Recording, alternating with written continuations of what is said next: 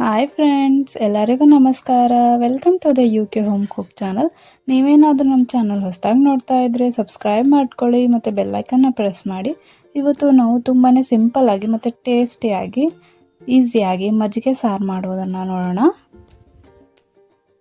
ಇದಕ್ಕೆ 2ರಿಂದ 3 ಚಮಚ ಆಗುವಷ್ಟು ಎಣ್ಣೆ ಹಾಕ್ಕೊಳ್ಳಿ.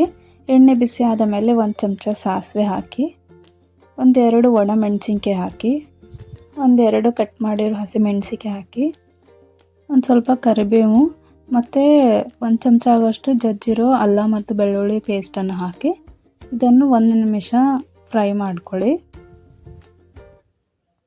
ಒಂದು ಸ್ವಲ್ಪ ಕೊತ್ತಂಬರಿ ಹಾಕಿ ಇದನ್ನು ಒಂದು 30 ಸೆಕೆಂಡ್ಸ್ ಫ್ರೈ ಮಾಡ್ಕೊಳ್ಳಿ.